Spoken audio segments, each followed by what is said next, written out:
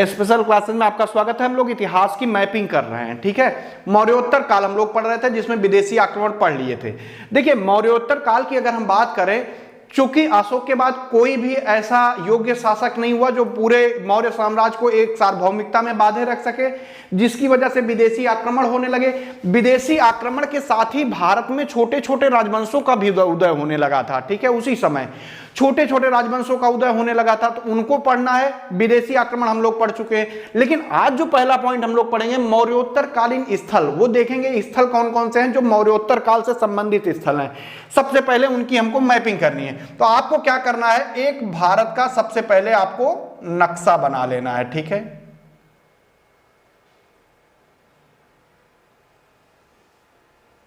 आप बढ़िया से बनाइएगा, मेरा इधर उधर हो जाए कोई दिक्कत नहीं, क्योंकि आपके पास व्यवस्था है कि आप उसको देख के बना सकते हैं, ठीक है।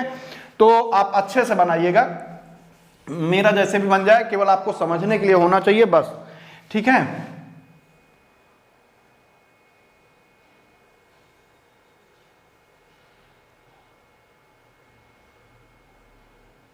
ठीक है, तो आप अच्छे से बनाइएगा।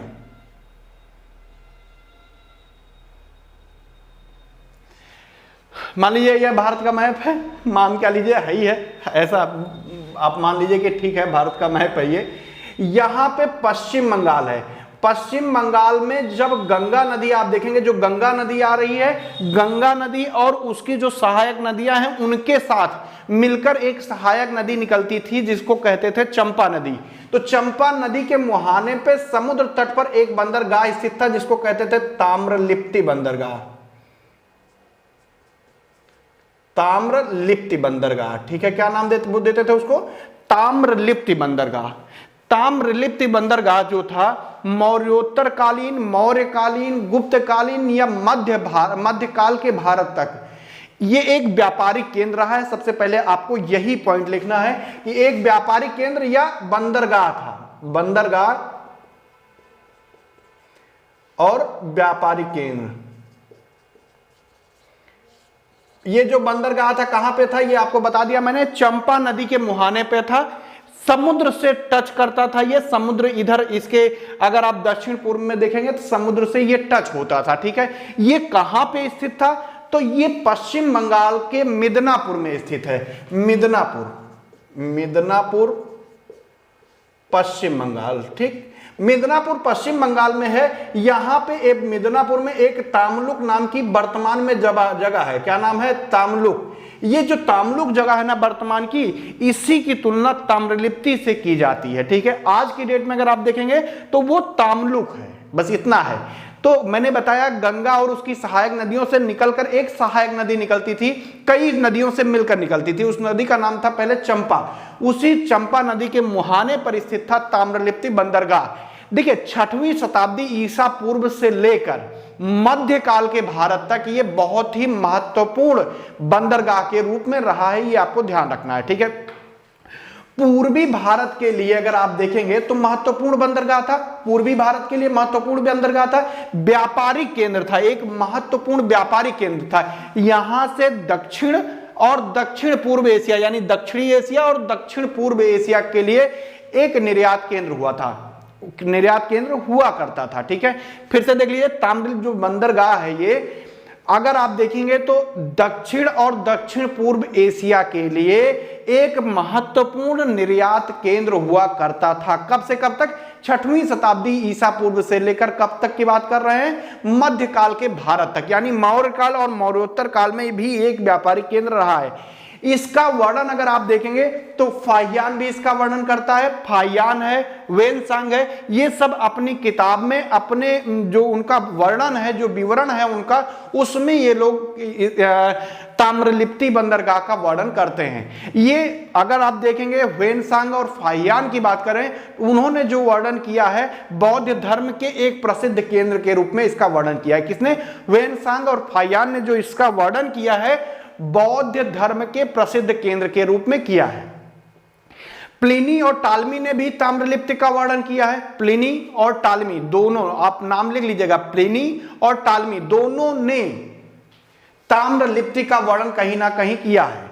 अच्छा, यहां से अगर आप देखेंगे तो पाषाण कालीन जो है, पाषाण कालीन अवशेष भी मिले हैं। कैसे अवशेष मिले हैं? पाषाण कालीन अवशेष भी यहां से प्राप्त हुए हैं, ये आपको ध्यान रखना है। मतलब पाषाण कालीन ताम्र वस्तुएं भी यहां से प्राप्त हुई हैं, या आप कह सकते हैं पाषाण कालीन अवशेष भी यहां से मिलता है। यहां से जो मृदभांड मिला है उस मृदभांड का नाम है लाल लोहित मृदभांड। स्पेशल इसकी विशेषता है ताम्रलिप्ति की। कैसा मृदभांड मिला है? लाल लोहित मृदभांड यहां से मिला है, ये इसकी विशेषता है, ये आपको ध्यान रखना है। लाल लोहित मृदभांड, ये इसकी विशेषता है, ये आपको ध्यान रखना है। कहां? यहां पे मिला है लाल लोहित मृदभांड, पाषाण कालीन की बात कर रहे हैं, ठीक है। नक्काशी मृदभांड भी यहां से मिले हैं, मतलब उस पर नक्काशी की गई है। नक्काशी मृदभांड भी यहां से देखने को मिलता है, ठीक, ये आप ध्यान रखेंगे। कैसे? नक्काशी वाले मृदभांड भी यहां से देखने को मिलता है। अच्छा ध्यान रखिएगा, पाषाण कालीन मृदभांड तो मिले ही मिले हैं, लेकिन जब लाल लोहित मृदभांड मिल रहा है और नक्काशी वाले मृदभांड मिल रहे हैं, इसकी जो तुलना की गई है कहां से की गई है कि यहां से रोम तक व्यापार होता रहा होगा, ऐसा संबंध दर्शाता है कि रोम से यहां पर क्या होता होगा? व्यापार होता होगा ताम्रलिप्ति बंदरगाह से। ठीक है, क्लियर है।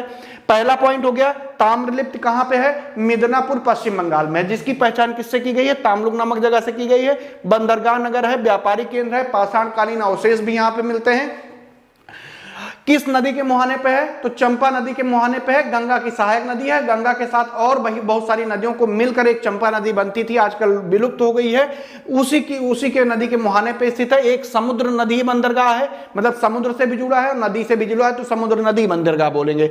लाल लोहित मृदभांड मिले हैं, नक्काशी वाले मृदभांड मिले हैं। इससे यह पता चलता है कि यहां जो ताम्रलिप्ति है, यहां से रोम के साथ व्यापारिक संबंध होते रहे होंगे, इससे पता चलता है। ये अगर आप ताम्रलिप्ति बंदरगाह अगर आप देख रहे हैं तो ये भी जान लीजिए गुप्तोत्तर काल में भी वाणिज्य और व्यापारिक का केंद्र हुआ करता था।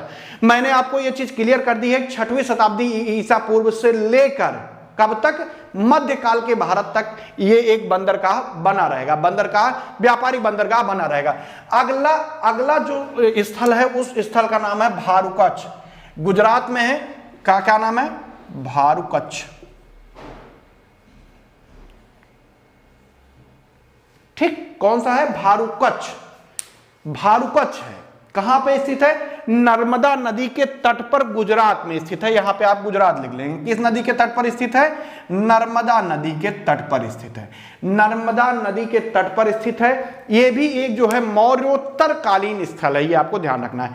यह भी व्यापार और वाणिज्य का केंद्र था, यह भी आपको लिख लेना है। व्यापार प्लस वाणिज्य का केंद्र था, व्यापार और वाणिज्य का केंद्र था। भारूकच्छ बोलते हैं इसको, ठीक है। टालमी को अगर आप देखेंगे तो पेरी प्लस एरेथ्रियन ऑफ सील के विवरण में वो लिखता है इसके बारे में कि ये जो है भरूच जिले में स्थित है या भरूच जिले में स्थित था। भरूच से इसकी तुलना की गई है टालमी द्वारा पेरी प्लस ऑफ एरेथ्रियन सी के विवरण के अनुसार, ठीक है। अगला पॉइंट चलते हैं। तो क्या है ये, कहां पे स्थित है? भारूकच्छ। ये भी क्या है? एक बंदरगाह है। बंदरगाह है, यहां से कुछ चीजें निर्यात की जाती थी। उसमें जैसे आप देखेंगे मोती था, बहुमूल्य पत्थर था, मलमल था, मसाला था। क्या क्या हो गया? मोती, बहुमूल्य पत्थर, मलमल, मसाला, ये सब यहां से निर्यात किए जाते थे। ये चीज आपको यहां पे लिख लेना है, हम नहीं लिख रहे हैं क्योंकि जगह कम पड़ जाएगी। ठीक, तो क्या हो गया? मोती, बहुमूल्य पत्थर, मलमल और मसाले यहां से निर्यात किए जाते थे। ये पॉइंट आपको लिख लेना है, ठीक है। ये चीजें यहां से क्या की जाती थी? निर्यात की जाती, ठीक है, ठीक है। अगर जैन अनुश्रुतियों को आप पढ़ेंगे तो आपको पता चलेगा कि जो भारूकच्छ है ये शक साम्राज्य की राजधानी हुआ करता था। पश्चिमी जो शक साम्राज्य था उसकी राजधानी हुआ करता था, ऐसा जैन अनुश्रुतियों में लिखा है। शक राजधानी हुआ करता था, वो भी कौन से शक? पश्चिमी जो शक थे उनकी राजधानी हुआ करता था। पश्चिमी शकों की राजधानी हुआ करता था कौन? भारूकच्छ। ऐसा किसमें मिलता है? जैन अनुश्रुतियों में देखने को मिलता है। अगला जो अभिलेख आप देखेंगे वो है मध्य प्रदेश में भरहुत अभिलेख। यहां पे यह है भरहुत। कौन सा अभिलेख है? भरहुत। यहां पे देखेंगे उसके बारे में, ठीक है। तो भरहुत अभिलेख कहां पे लोकेशन, अगर आप भरहुत को देखेंगे तो कहां पे हो जाएगा? भरहुत कहां पे है? एमपी में है, मध्य प्रदेश में। ये आपको ध्यान रखना है, मध्य प्रदेश में है, एमपी में, ठीक है। ये जो स्थल है सबसे ज्यादा जो फेमस है वो इसलिए फेमस है कि यहां पर अजातशत्रु और भगवान बुद्ध मिले थे, मिलन स्थल था। अजातशत्रु और भगवान बुद्ध के मिलन का स्थल था, इसलिए ज्यादा फेमस है। ठीक है, कहां पे है अगर एमपी में पूछा जाए तो सतना डिस्ट्रिक्ट में है। कहां पे? सतना डिस्ट्रिक्ट मध्य प्रदेश में स्थित है। मैहर घाटी जो आप देख सकते हैं, जहां दर्शन के लिए जाते हैं, मैहर घाटी वहां पर स्थित है ये। ठीक है, भरूच किस लिए सबसे ज्यादा प्रसिद्ध है? ये अजातशत्रु और महात्मा बुद्ध का मिलन केंद्र था या स्थल था। मौर्य सम्राट जो अशोक था वहां इसने एक स्तूप का भी निर्माण करवाया था। ठीक है, जो कि ईंटों का बना हुआ था। अशोक ने एक यहां पे स्तूप का निर्माण करवाया था। कहां पे? भरूच में। किसने निर्माण कराया? अशोक ने। क्या निर्माण करवाया था अशोक ने? एक स्तूप का निर्माण करवाया था, और ये जो स्तूप था वो ईंटों का बना हुआ था। इसकी ये विशेषता है कि ईंटों का बना हुआ था। ठीक है, किसका? ईंटों का। किसने निर्माण करवाया? अशोक ने। स्तूप का निर्माण करवाया, यह ध्यान रखना है। ठीक है, शुंग काल में इसी स्तूप का विस्तार कर दिया गया और उसकी पत्थर से वेदिकाएं बना दी गई। वेदिका मतलब वेदी बना दी गई पूरी, पत्थर से वेदिकाएं निर्मित कर दी गई, यानी पत्थर से वेदिका बनाकर इस स्तंभ को इस स्तूप को जड़ दिया गया। ये किस काल में हुआ? शुंग काल में। तो अशोक का जो ये स्तूप है, इसको आप कह सकते हैं कि शुंग काल में क्या हुआ? इसका पुनर्निर्माण किया गया, वेदिकाएं वगैरह बनाई गई, तो शुंग काल में इसका पुनर्निर्माण हुआ है। ठीक है, इस पर अगर आप देखेंगे तो जातक कथाओं के बारे में लिखा है भरूच स्तूप में। महात्मा बुद्ध के जीवन से संबंधित जो घटनाएं हैं उनका वर्णन किया गया है। लक्ष्मी है, नाग है, यक्ष है, वृक्ष है, सामान्य पुरुष है, इन सब का चित्रण भी इस पर किया गया है। ठीक, तो इससे हमको क्या क्या देखने को मिलता है? एक तो जातक कथाओं के बारे में, दूसरा भगवान बुद्ध के जीवन से संबंधित जो घटनाएं हैं उनका वर्णन, नाग हो गया, यक्ष हो गया, लक्ष्मी हो गई, सामान्य पुरुष हो गया, सैनिक हो गया, इन सब का चित्र हमको भरूच स्तूप से देखने को मिलता है, जो कि कहां पर स्थित है? सतना मध्य प्रदेश में। तो ये भी एक मौर्योत्तर कालीन स्थल था, यह भी आपको ध्यान रखना है। इसमें जो पुरुष दिखाया गया है भरूच स्तूप में, इसमें पुरुष ने जो टोपी पहनी है वो दोहरी घाट वाली पगड़ी पहनी है। टोपी यानी पगड़ी जो पहनी है वो कैसी पहनी है? दोहरी घाट वाली पहनी है। जबकि महिलाएं जो दिखाई गई हैं वो कैसी दिखाई गई हैं? बाल को गूंथे हुए दिखाई गई हैं, जिसको कुछ बोलते हैं आजकल जूड़ा बोलते हैं, जूड़ा। तो बाल को गूंथे हुए महिलाएं दिखाई गई हैं। पुरुष जो हैं वो दोहरी घाट वाली पगड़ी पहने हुए हैं। ठीक है, इसमें जो दिखाए गए, तो इसमें लक्ष्मी, नाग, सैनिक, सामान्य पुरुष, यक्ष, इन सबको दिखाया गया है। आगे 2-3 चीज हैं, जैसे जातक कथाओं का वर्णन मिलता है, भगवान बुद्ध से संबंधित जो महत्वपूर्ण घटनाएं हैं उनका वर्णन भी आपको यहां पे देखने को मिल जाएगा।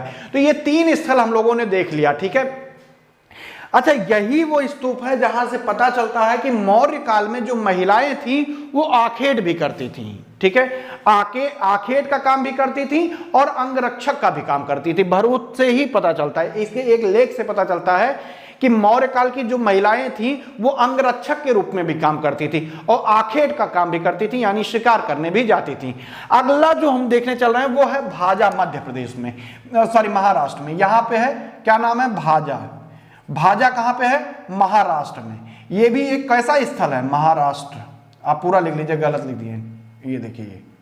ठीक, महाराष्ट्र, भाजा महाराष्ट्र। भाजा महाराष्ट्र में है, ये आपको ध्यान रखना है। कैसा है? मौर्योत्तर कालीन स्थल तो है ही, लेकिन मौर्य कालीन भी है, गुप्तोत्तर कालीन भी स्थल है। तो मौर्योत्तर काल पढ़ रहे हैं, इसलिए इसको आप मौर्योत्तर काल स्थल मान के तब हम लोग पढ़ते हैं। ये जो स्थल है ये बौद्ध क्षेत्र के लिए, मतलब बौद्ध क्षेत्र के लिए प्रसिद्ध है, मतलब बौद्धों के लिए प्रसिद्ध क्षेत्र है।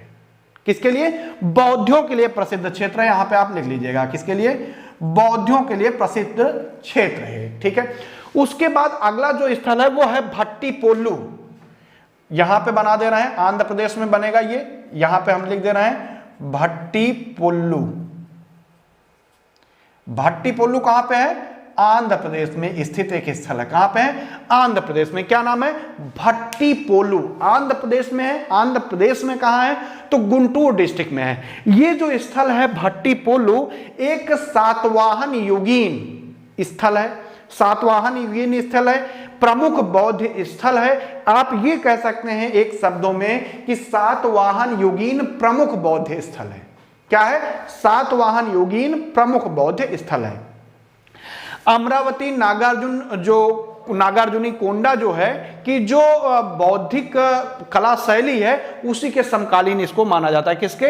नागार्जुनी कोंडा और अमरावती जो है उसी के समकालीन किसको माना जाता है? भट्टीप्रोलु को माना जाता है कि नागार्जुनी कोंडा के समकालीन था, वहां की जो बौद्धिक कला शैली है उसके समकालीन था। अमरावती की जो कला शैली है उसके समकालीन कौन था? भट्टीप्रोलु था। भट्टीप्रोलु कहां था? आंध्र प्रदेश में। ये आपको ध्यान रखना। कौन सा डिस्ट्रिक्ट है? गुंटूर। यहां पर एक चीज ध्यान रखिए, यहां पे एक महास्तूप बना हुआ है, बहुत बड़ा महास्तूप है जिसमें बुद्ध के अवशेष सुरक्षित रखे गए हैं। ठीक है, ऐसा माना जाता है कि जो यहां पे स्तूप बड़ा वाला बनाया गया है, महास्तूप जो बना है, भरूच और सांची के जो स्तूप के टीले हैं उनसे बहुत बड़ा था। ठीक, तो ये कहां पे है? भट्टीप्रोलु। आपको मेन याद रखना है कि आंध्र प्रदेश में है। कैसा है? मौर्योत्तर कालीन स्थल है। यहां पर जब अभी हाल में उत्खनन किया गया है तो यहां से एक बौद्ध मठ होने का भी प्रमाण मिलता है। ऐसे अगला स्थल हम लोग देखेंगे। अगले स्थल का नाम है कार्ले, महाराष्ट्र। कार्ले, कार्ले कहां पे है? यह आपको लिख लेना है, कार्ले महाराष्ट्र। कौन सा स्थल है? कार्ले महाराष्ट्र। यह भी एक प्रसिद्ध स्थल है, पेपर में कई बार पूछा जा चुका है। जो बाण घाट की पहाड़ियां हैं महाराष्ट्र में, वहां पर बाण घाट पहाड़ी मुंबई के पास ये स्थित है, कार्ले महाराष्ट्र में। ठीक है, कार्ले कहां पे स्थित है? बाण घाट पहाड़ी मुंबई में। ये विशाल चैत्यों के लिए प्रसिद्ध है। किसके लिए? विशाल चैत्य के लिए ये प्रसिद्ध है। चैत्य विहार 2 होते थे बौद्ध काल में, तो ये विशाल चैत्यों के लिए प्रसिद्ध है। बौद्ध गुफा मंदिरों के लिए भी ये बहुत ही ज्यादा प्रसिद्ध है। किसके लिए? बौद्ध गुफा मंदिर के लिए। ठीक है, इसमें एक लेख है जिससे पता चलता है कि इसका जो निर्माण है बैजंती के भूतकाल ने इसका निर्माण कराया था। किसने? बैजंती के भूतकाल ने, बैजंती के भूतकाल ने इसका निर्माण कराया था। भूतकाल नाम है, तो बैजंती के भूतकाल ने इसका निर्माण कराया था, ऐसा यहाँ के जो कार्ले का लेख है उसमें एक लेख से पता चलता है कि भूतकाल जो थे बैजंती के उन्होंने कराया था। उसके बाद अगला है कन्हेरी, महाराष्ट्र। मान लीजिए कन्हेरी यहाँ पे है, तो इसको हम लोग यहाँ लाएंगे, तो यहाँ पे लिखेंगे कन्हेरी। कन्हेरी की गुफा आप जानते हैं कहाँ पे है? महाराष्ट्र में। ये बहुत पूछा जाता है, कन्हेरी महाराष्ट्र। ठीक है, तो कन्हेरी महाराष्ट्र, बोरीवली क्षेत्र, बोरीवली क्षेत्र आप जानते हैं, बोरीवली क्षेत्र मुंबई में है। संजय गांधी राष्ट्रीय उद्यान है, उसी में ये स्थित है। कौन सा? कन्हेरी गुफाएं, संजय गांधी राष्ट्रीय उद्यान है। ठीक है, ये जो है कन्हेरी गुफाएं स्पेशली आप देखेंगे तो सातवाहन काल के लिए प्रसिद्ध हैं, सातवाहनों के समय के लिए प्रसिद्ध हैं। मतलब सातवाहनों का चित्रण इसमें देखने को हमको मिलता है, तो मतलब मुख्यतः सातवाहनों के काल के लिए प्रसिद्ध है। हालांकि मौर्य काल, मौर्योत्तर काल दोनों में प्रसिद्ध था।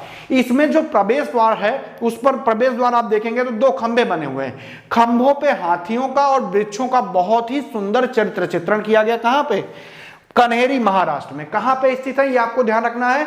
संजय गांधी राष्ट्रीय उद्यान है, उसी में अवस्थित है कन्हेरी गुफाएं, सातवाहन काल से संबंधित है। ये पॉइंट भी आपको ध्यान रखना है। जो कन्हेरी गुफाएं हैं ये राष्ट्रकूट काल से संबंधित भी हैं, क्योंकि राष्ट्रकूट काल के बौद्ध जो केंद्र था उसमें से एक था। राष्ट्रकूट काल के बौद्ध का भी एक केंद्र था, मतलब राष्ट्रकूट काल के समय भी ये प्रसिद्ध रहा। ठीक है, यहां से कन्हेरी की गुफाएं हैं, यहीं से पता चलता है, यहां पे कई लेख मिले हैं जिससे ये पता चलता है कि सातवाहन और शकों के बीच वैवाहिक संबंध था। सातवाहन जो भारत का राजवंश, शक जो विदेशी आक्रमणकारी थे, दोनों के बीच वैवाहिक संबंध था। इसी कन्हेरी महाराष्ट्र से हमको देखने को मिलता है, यहां से समझने को मिलता है। अगला है नासिक, मध्य प्रदेश। यहां पे आप नासिक बना लीजिएगा, नासिक यहां पे लिख दे रहा है, नासिक आप लिख लीजिएगा नासिक। ठीक, नासिक के बारे में यहां पे हम लोग लिख लेंगे जो भी जरूरत चीजें होंगी लिखने वाली। तो नासिक कहां पे है? महाराष्ट्र में है। कहां पे है? नासिक महाराष्ट्र में है। गोदावरी नदी के किनारे स्थित है। किस कहां पे? गोदावरी नदी के किनारे स्थित है नासिक, मध्य प्रदेश। यहां से बौद्ध जो गुफाएं मिली हैं वो पत्थरों की मिली है, यानी बौद्ध पाषाण गुफा मिलने का, बौद्ध पाषाण गुफाएं मिली हैं। ठीक, यहां से क्या मिली है? बौद्ध पाषाण गुफाएं यहां से मिली हैं। कहां से? नासिक, जो गोदावरी नदी के किनारे स्थित था महाराष्ट्र में स्थित है नासिक। ठीक, यहां से क्या मिली है? बौद्ध पाषाण गुफाएं, पत्थरों की बनी हुई गुफाएं मिली हैं। ऐसे एक स्थल है, यहां पे आप देखेंगे स्थल का नाम है जुन्नार। जुन्नार है कहां पे? एमपी में है। ठीक, कौन सी जगह है? एमपी में है जुन्नार। कहां पे, किस जगह पे है, कौन जगह पे है? जुन्नार, मध्य प्रदेश में है, ये आपको ध्यान रखना है। ठीक है, शुंग सातवाहन के सांस्कृतिक जो कला संस्कृति होती है उसका और वाणिज्य का प्रमुख केंद्र था। कला संस्कृति का, शुंग और सातवाहनों के कला संस्कृति का और वाणिज्य का प्रमुख केंद्र था। ये आपको ध्यान रखना है। क्या है? जुन्नार है, कहां पर है? मध्य प्रदेश में है। ठीक है, ये जुन्नार जो है यहां से भारत के मौर्योत्तर काल के रोम से संबंध का भी साक्ष्य यहां से देखने को मिलता है कि भारत का जो व्यापार था, वाणिज्य था, वो रोम से भी रहा होगा। कहां से देखने को मिलता है? जुन्नार से देखने को मिलता है। ठीक, मतलब रोम के साथ संबंध जो देखने को मिलता है यहां से मिलता है। अगला है पीपल खेड़ा। पीपल खेड़ा है महाराष्ट्र में, ये देखिए यहां पे आपको लिख लेना है पीपल खेड़ा। कौन सा स्थल है? पीपल खेड़ा। हमने लिख दिया, गलती कर दी, केवल हमको स्थल ही बनाने चाहिए थे और लिखने चाहिए थे। तो पीपल खेड़ा कहां पे है? महाराष्ट्र में है। शुंग और सातवाहन काल का एक व्यापारिक केंद्र था पीपल खेड़ा। क्या नाम है? पीपल खेड़ा, महाराष्ट्र में है। शुंग काल का और सातवाहन काल के लिए प्रमुख व्यापारिक केंद्र के रूप में यह प्रसिद्ध था। ऐसे एक जगह है विदिशा, मध्य प्रदेश। कौन सी है? विदिशा। यहां पे आप लिख लीजिएगा विदिशा। विदिशा कहां पे है? मध्य प्रदेश में। ये भी क्या है? मौर्योत्तर कालीन एक प्रमुख स्थल है विदिशा। इसका आधुनिक नाम आप देखेंगे तो बेसनगर आपको दिखाई देगा। शुंग साम्राज्य जो था, शुंग साम्राज्य जो आप देखेंगे कहीं कहीं पश्चिमी शुंग साम्राज्य, कहीं कहीं दक्षिणी देखने को मिलता है। तो शुंग साम्राज्य क्षेत्र के जो पश्चिमी भाग था शुंग का, सकनी शुंग का जो पश्चिमी क्षेत्र था उसकी ये राजधानी थी विदिशा। हमने आपको जब शक पढ़ाया था, शुंग पढ़ाएंगे अभी तो राजधानी दिखाएंगे। जो पश्चिमी शुंग है उसकी जो राजधानी है वो विदिशा हो जाएगी। ठीक है, शुंग और सातवाहन काल में विदिशा संस्कृति काफी प्रसिद्ध हुई, आप इसको जानते भी होंगे। वाणिज्य और व्यापार के लिए भी यह काफी प्रसिद्ध है। ऐसे अगला स्थल का नाम है साकल है। साकल कहां पे है? पाकिस्तान में। साकल कहां पे है? पाकिस्तान में है साकल। किसने राजधानी बनाई थी? हमने इसके बारे में बहुत सारी चीजों का वर्णन कर चुका है। हमने ये भी बताया है कि मिलिंद पानों में इसका वर्णन किया गया है साकल का, जिसको सियालकोट कहते थे। ठीक है, आप कमेंट करके बता सकते हैं अगर पिछला वीडियो देखे हैं।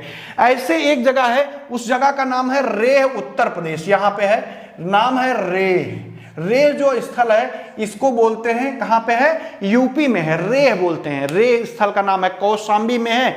यहां से मिनंडर का एक अभिलेख प्राप्त हुआ है, इसलिए प्रसिद्ध है। किसका अभिलेख यहां से प्राप्त हुआ है? जो यूनानी शासक था मिनंडर, उसका एक अभिलेख यहां से मिला है। रेह उत्तर प्रदेश, जो कि कौशाम्बी में है, यमुना नदी के किनारे स्थित है। कौशाम्बी में स्थित है रेह, यूपी में। यहां से मिनंडर का एक लेख प्राप्त होता है। ठीक है, ऐसे अगला स्थल है जो कि आप देखेंगे कि जो गुंटूर है वहीं पास में है। इस स्थल का नाम है नागार्जुनी कोंडा। नागार्जुनी कोंडा यहां पे कहां पे है? आंध्र प्रदेश में है। आंध्र प्रदेश में कहां है? गुंटूर डिस्ट्रिक्ट है, वहां पर स्थित है। नागार्जुनी कोंडा नाम है। कौन सा नाम है? देखिए भट्टी पोलू है, ठीक उसके उत्तर में आप देखेंगे नागार्जुनी कोंडा है। नागार्जुनी कोंडा का ही प्राचीन नाम जो था वो श्री पर्वत के नाम से जाना जाता है। ठीक है, अगला है नाना घाट। नाना घाट जो है वो महाराष्ट्र में है। नाना घाट यहां पे है। ठीक, नाना घाट। नाना घाट अभिलेख के बारे में आप लोगों ने काफी पढ़ा है। नाना घाट रानी नागनिका थी, सातकर्णी जो प्रथम था उसकी वाइफ थी रानी नागनिका। सातकर्णी प्रथम की वाइफ थी या रानी थी रानी नागनिका। उनके द्वारा यहाँ पर एक अभिलेख लिखवाया गया था, उसको क्या कहते हैं? कौन सा अभिलेख? नाना घाट अभिलेख के नाम से जानते हैं। तो किसका अभिलेख था? सातकर्णी प्रथम की जो रानी थी रानी नागनिका, उनका था। ऐसे अगला स्थल है अमरावती। तो अमरावती भी आपको कहां बनाना है? यहां पे अमरावती। कहां पे है? अमरावती आंध्र प्रदेश में है। आपको लिख लेना है कहां पे है? अमरावती आंध्र प्रदेश में है, यह ध्यान रखना है। आंध्र प्रदेश में गुंटूर डिस्ट्रिक्ट में ही है। अभी तक तीनों जो हमने बताया, नागार्जुनीकोंडा, उसके बाद भट्टीप्रोलु और अमरावती, तीनों गुंटूर डिस्ट्रिक्ट में है। प्राचीन काल में ये आंध्र प्रदेश की राजधानी हुआ करती, जो आंध्र प्रदेश था। आंध्र प्रदेश अलग है, आंध्र प्रदेश मतलब आंध्र सातवाहन वाला, उसकी राजधानी हुआ करती थी। सातवाहनों की राजधानी हुआ करती थी, तो आंध्र सातवाहनों की राजधानी थी ये कौन सी? अमरावती। ठीक है, अमरावती अपनी कला के लिए प्रसिद्ध है। आप जानते हैं भगवान शिव का यहाँ पे मंदिर है, जिसको अमरेश्वर के नाम से जाना जाता है। किसका? भगवान शिव का मंदिर है, जिसको अमरेश्वर के नाम से जाना गया है। ठीक है, तो ये कुछ स्थल आपने देख लिया, जिसमें आपने कौन कौन सा देखा? देखिए, सबसे पहले आपने साकल देख लिया।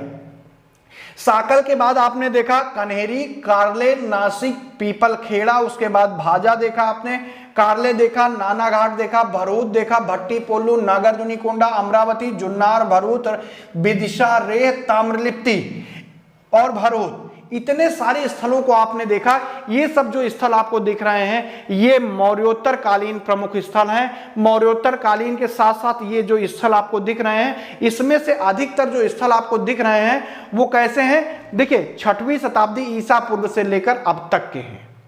ठीक, कब से कब तक के हैं? 6वीं शताब्दी ईसा पूर्व से लेकर अब तक के हैं। चलिए इसको मिटाते हैं। आप इसको, मैं जरा हट जा रहा हूं पूरा ताकि आ जाए, तो आप इसको पूरा कर लीजिए, स्क्रीनशॉट ले लीजिए, फिर आप लिखते रहिएगा, जो जो बोले वो आगे लिख लीजिएगा, छूटने ना पाए। ठीक है,